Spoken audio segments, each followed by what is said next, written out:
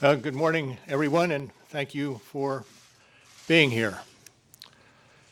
2 years ago, the acting Attorney General asked me to serve as special counsel, and he created the special counsel's office. The appointment order directed the office to investigate Russian interference in the 2016 presidential election. This included investigating any links or coordination between the Russian government and individuals associated with the Trump campaign. Now, I have not spoken publicly during our investigation.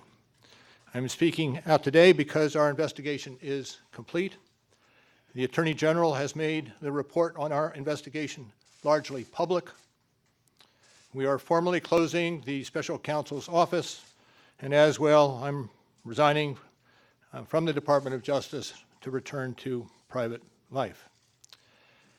I'll make a few remarks about the results of our work. But beyond these few remarks, it is important that the office's written work speak for itself. Let me begin where the appointment order begins, and that is interference in the 2016 presidential election.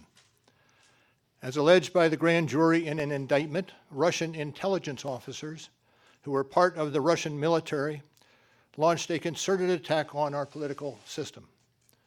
The indictment alleges that they used sophisticated cyber techniques to hack into computers and networks used by the Clinton campaign.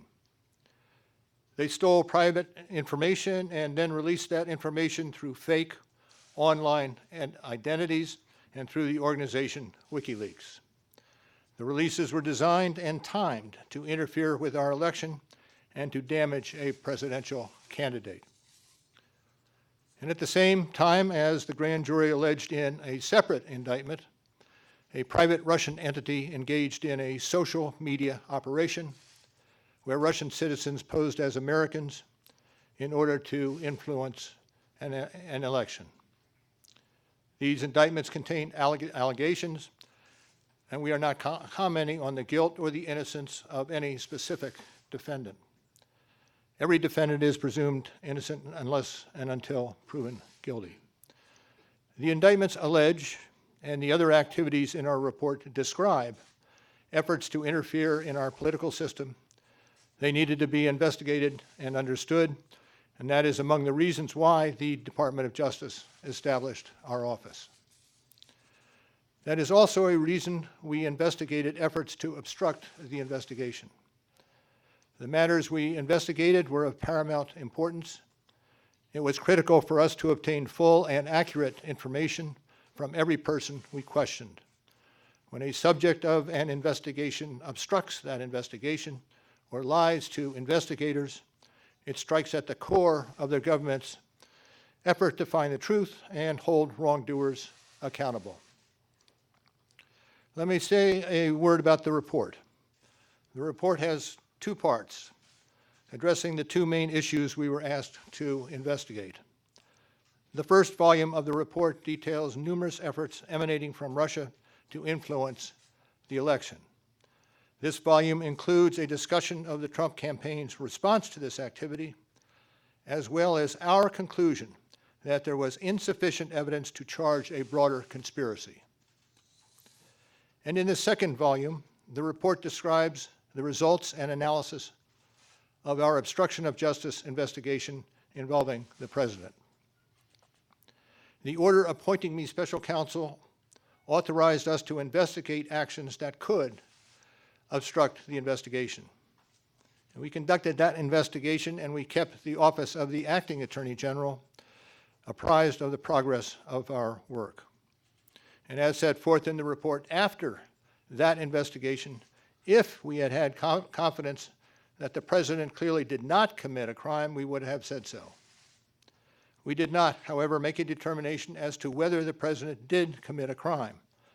The introduction to the volume 2 of our report explains that decision. It explains that under long-standing department policy, a president cannot be charged with a federal crime while he is in office. That is unconstitutional. Even if the charge is kept under seal and hidden from public view, that too is prohibited. The special counsel's office is part of the Department of Justice, and by regulation, it was bound by that department policy. Charging the president with a crime was therefore not an option we could consider.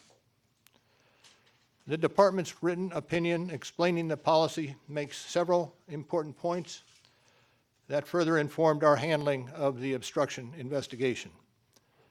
Those points are summarized in our report, and I will describe two of them for you.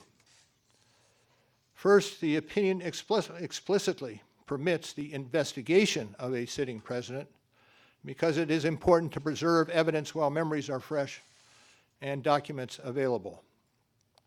Among other things, that evidence could be used if there were co-conspirators who could be charged now.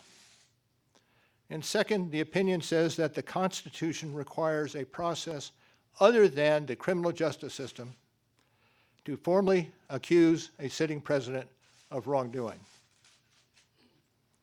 And beyond department policy, we were guided by principles of fairness. It would be unfair to potentially accuse somebody of a crime when there can be no court resolution of the actual charge. So that was Justice Department policy. Those were the principles under which we operated, and from them we concluded that we would not reach a determination one way or the other about whether the president committed a crime. That is the office's final position, and we will not comment on any other conclusions or hypotheticals about the president. We conducted an independent criminal investigation and reported the results to the Attorney General, as required by department regulations. The Attorney General then concluded that it was appropriate to provide our report to Congress and to the American people. At one point in time, I requested that certain portions of the report be released. The Attorney General preferred to make the entire report public all at once, and we appreciate that the Attorney General made the report largely public, and I certainly do not question the Attorney General's good faith in that decision. Now, I hope and expect this to be the only time that I will speak to you in this manner. I am making that decision myself. No one has told me whether I can or should testify or speak further about this matter. There has been discussion about an appearance before Congress. Any testimony from this office would not go beyond our report. It contains our findings and analysis and the reasons for the decisions we made. We chose those words carefully, and the work speaks for itself. And the report is my testimony.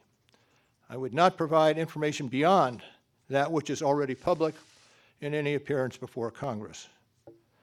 In addition, access to our underlying work product is being decided in a process that does not involve our office. So beyond what I've said here today and what is contained in our written work, I do not believe it is appropriate for me to speak further about the investigation or to comment on the actions of the Justice Department or Congress. And it's for that reason I will not be taking questions today as well. Now, before I step away, I want to thank the attorneys, the FBI agents, the analysts, the professional staff who helped us conduct this investigation in a fair and independent manner. These individuals, who spent nearly 2 years with the special counsel's office, were of the highest integrity. And I will close by reiterating the central allegation of our indictments, that there were multiple, systematic efforts to interfere in our election. And that allegation deserves the attention of every American. Thank you for being here today.